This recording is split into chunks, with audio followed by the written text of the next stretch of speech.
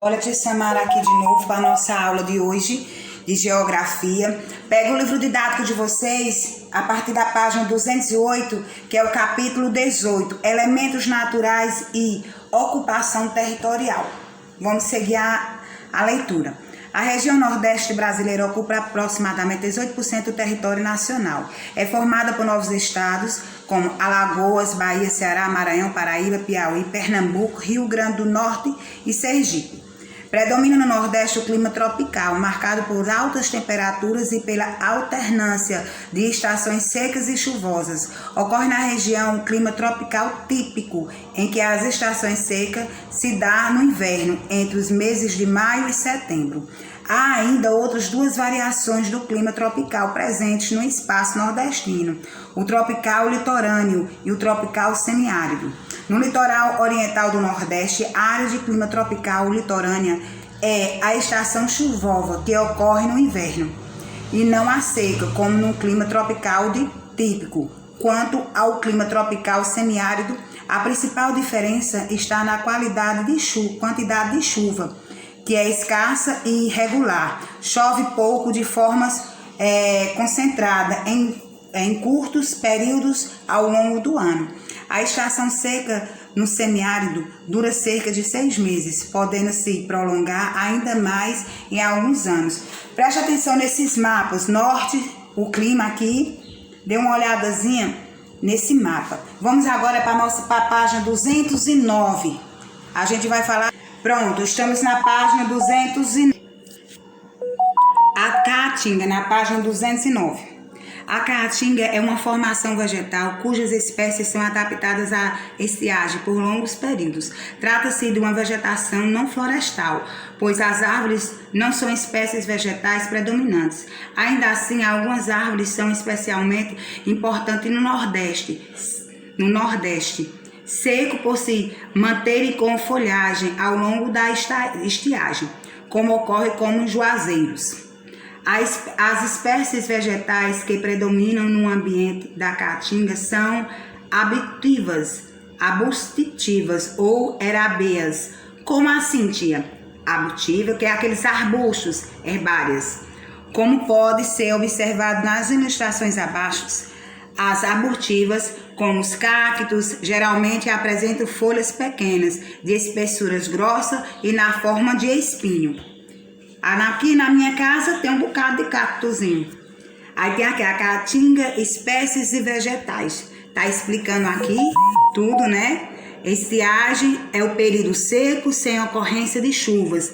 Abutiva, espécie vegetal de pequenos e médios portes, cujo tronco é bastante curto, próximo ao solo. A maioria dos seus galhos brotam rente ao solo.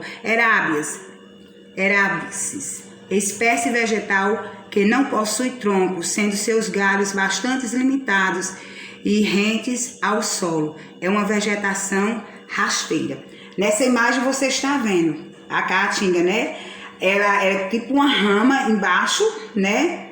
Que é heráceas, que é essa herbáceas, e os cactozinhos, né? Que tem aqui. É geralmente típico aqui do Nordeste. Vamos para a página 210. Na página 210 a gente vai falar sobre o sertão nordestino, que é justamente onde a gente vive, na página 210. A área de ocorrência do clima tropical semiárido no território brasileiro é dominado Nordeste, seco ou sertão nordestino. É caracterizado por baixos volumes pluviométricos e altas temperaturas, associados a elevados índices de evaporização pela ocorrência da caatinga, vegetação adaptada nas semiaridez do clima. Essa área abrange aproximadamente 23 milhões de pessoas e é considerada a região intertropical semiárida mais povoada do planeta. Para caracterizá-las é necessário ir além dos aspectos naturais e conhecer também os aspectos sociais. Ainda não há explicações exatas para as pequenas quantidades de chuva e sua distribuição irregular, características do clima semiárido. Porém, há alguns fatores apontados como responsáveis por esse fenômeno. O principal deles é a circulação atmosférica, massa de ar úmida que se dirige à região, perde umidade ao longo do trajeto e, quando chega a ela, apresentam características de massas de ar secas. Isso explica ainda a irregularidade das chuvas a cada ano, já que as condições climáticas encontradas pelas massas de ar em seus trajetos podem variar, provocando maior ou menor ocorrência de chuva no Nordeste. Vamos para a página 211. Na página 211, a gente vai ver a hidrografia do Nordeste. Vamos falar das chuvas, da água. A escassez de chuva no Nordeste seco tem consequências da hidrografia da região. Ao longo dos períodos de estiagem, a água dos rios torna-se escassa e passa a alimentar os lençóis subterrâneos, desaparecendo na superfície.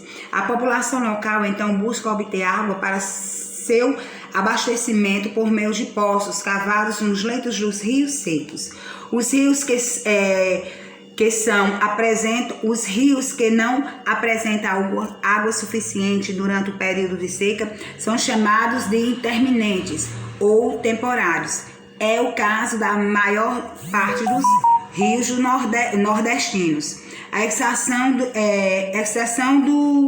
do Rio São Francisco, né, que é um rio penente graças à localização de sua principal nascente, em uma região de elevados volumes pluviométricos em Minas Gerais, que o Rio São Francisco, a origem dele fica em Minas Gerais, ou seja, é uma região que já tem mais chuvas, certo?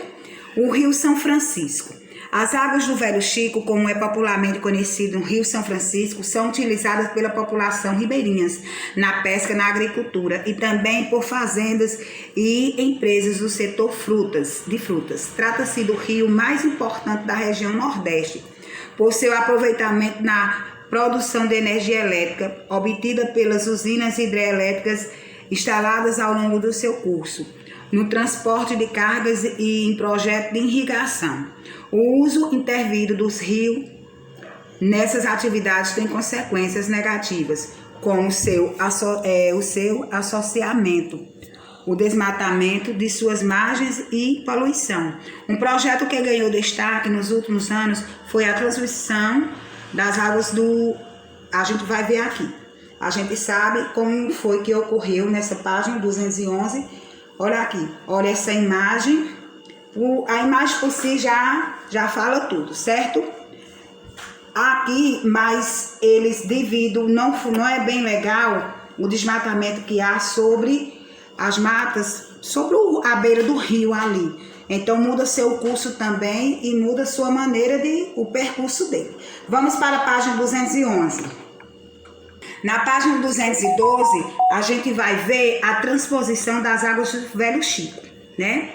É um projeto de integração do Rio de São Francisco, que é o PISF, né? Que é o Projeto de Integração do Rio São Francisco. É a maior obra de infraestrutura hídrica do país, dentro da Política Nacional de Recursos Hídricos, com 477 quilômetros de extensão em todo o eixo leste, que é justamente, vocês olham essa imagem da página 212, o trajeto todinho que é levado para o Rio Chico, para abastecer, que eles pegam a transposição do Rio São Francisco, pega o Ceará, Piauí, Rio Grande do Norte, Paraíba, Pernambuco, Alagoas, Bahia, tá aqui. Certo? Sistema de integração, o eixo começa aqui, né?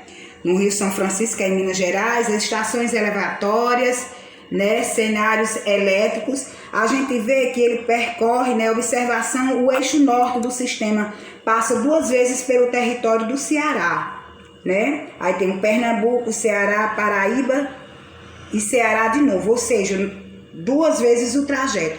Vamos para a página 213. Na página 213, vamos ver a importância, né?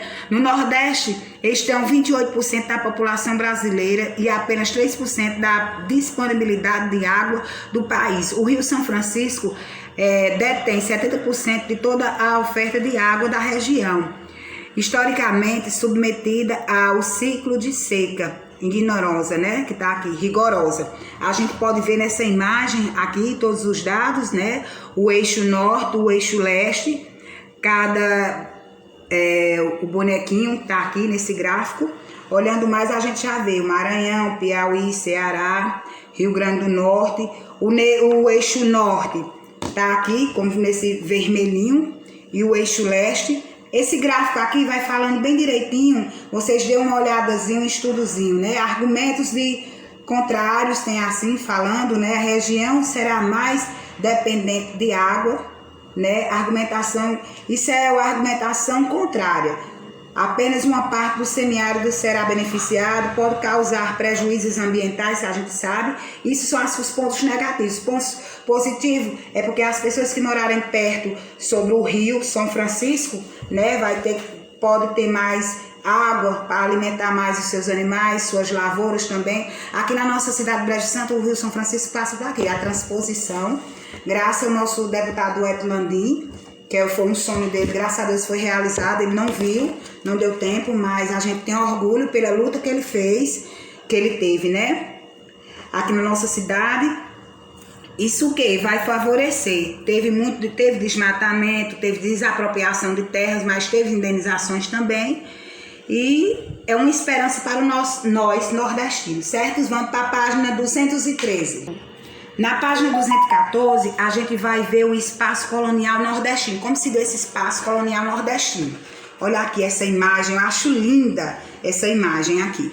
O passado colonial deixou marcas de um espaço nordestino. Elas permaneceram nas paisagens da cidade como São Luís, Recife e Salvador. De arquitetura colonial, assim como a existência de latifúndios, canaviais e usinas produtoras de açúcar. Após a chegada dos europeus às terras americanas, no século XVI, a fundação de vilas e cidades se deu ao longo do território do litoral, né? Do alto território do Nordeste. A construção dos primeiros núcleos urbanos no litoral nordestino resultou da preocupação dos colonizadores com a defesa do território. Esses núcleos constituíram portos naturais pelos quais eram enviados para metrópoles o pau-brasil e, posteriormente, a cana-de-açúcar e outros produtos.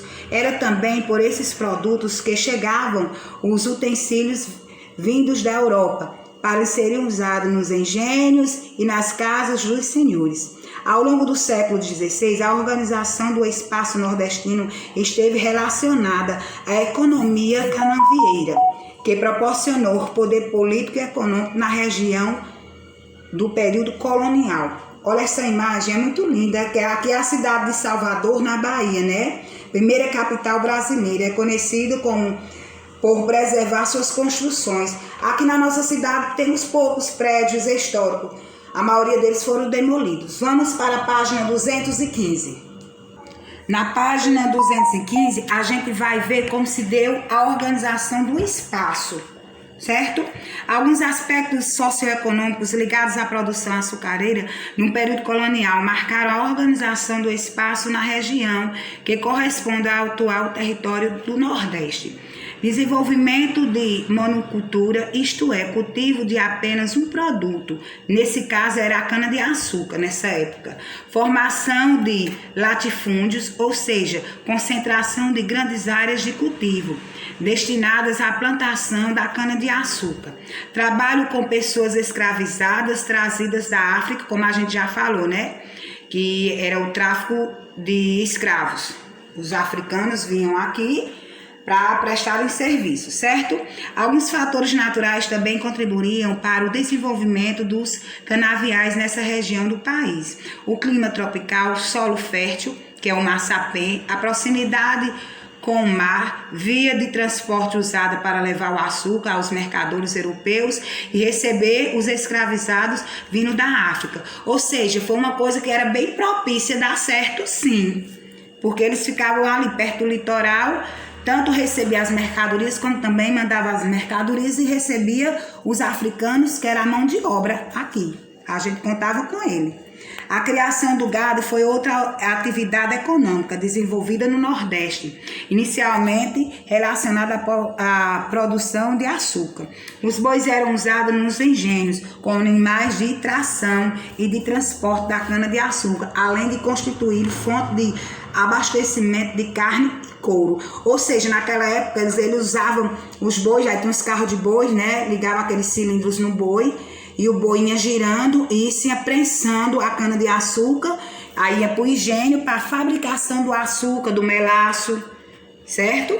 Posteriormente, esses animais passaram a ser criados em áreas descampadas e distantes do litoral, onde as condições do clima e do solo não eram favoráveis ao cultivo da cana-de-açúcar, certo? A descendência econômica do Nordeste, a decadência econômica do Nordeste, como foi que se afundou, o que foi que aconteceu?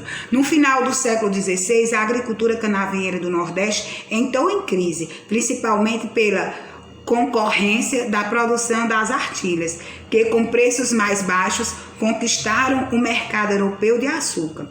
No século XIX, o cultivo de algodão sofreu com a concorrência dos Estados Unidos, constituindo mais um elemento na decadência econômica da região. Enquanto as tradicionais atividades agrícolas do Nordeste entravam em declínio, a mineração de ouro e pedras preciosas passaram a ser desenvolvidas em áreas do Centro-Sul, transformando-as em polos de maior importância econômica e estimulando a migração populacional para essas áreas. Vocês podem ver essa figura aqui abaixo, nessa imagem, elementos naturais e ocupação territorial, como se dava. Certo? Vamos agora para a página 216. Na página 216, a gente vai fazer uma leitura de cordel. O cordel veio da Europa no fim do século passado, do Nordeste do Brasil. Ele foi bem implantado e os poetas conseguiram com ele um bom resultado. Vamos ler o que é o cordel, como se faz. Como conta o poeta José Francisco Borges nos versos acima, o cordel, esse gênero tão brasileiro e popular de poesia, não é uma invenção nossa. Essa literatura que tem o nome de cordel porque os folhetins ficavam pendurados em cordões nos locais de venda. Veio de Portugal. Aqui chegou junto com os colonos e encontrou um solo fértil, tanto que até hoje é uma tradição forte e viva, principalmente no Nordeste do país.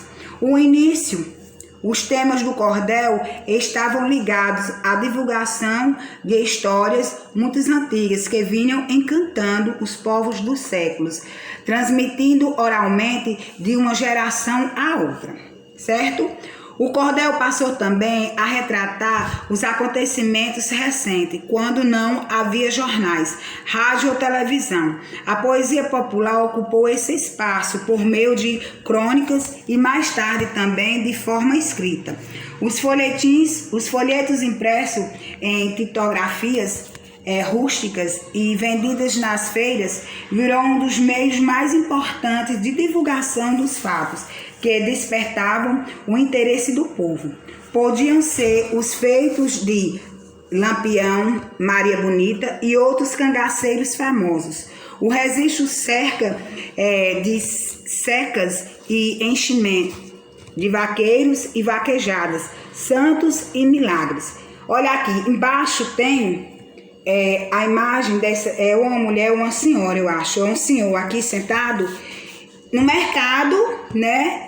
E tá lá os cordéis pendurados ali no cordãozinho. Atenção, literatura produzida por poetas populares nordestinos e impressa em livros de baixo custo, que é a tipografia, a arte técnica de compor e imprimir como os tipos. Literatura de cordel, comercializada em varal de cordéis, na Bienal Internacional do Livro. Aqui foi em Pernambuco no ano de 2015, certo?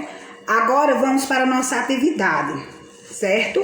A gente vai fazer a nossa atividade da página 216, essa atividade 1, 2 e 3, certo? perguntas e respostas copiadas no caderno. Tire a foto, coloque o nome da escola, principalmente não esqueçam, coloque o nome da escola, o seu nome completo e a sala que você é cadastrado, certo?